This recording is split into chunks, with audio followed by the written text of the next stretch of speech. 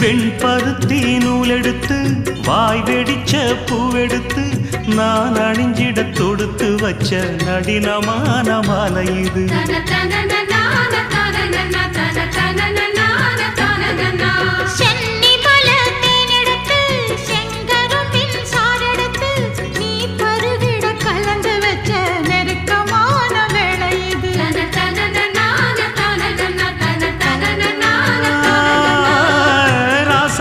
உடம்பிருக்கும் ரவிக்க துணி நானாக அன்னாடம் சூடி கொள்ள ஆசை வச்சாகாதா.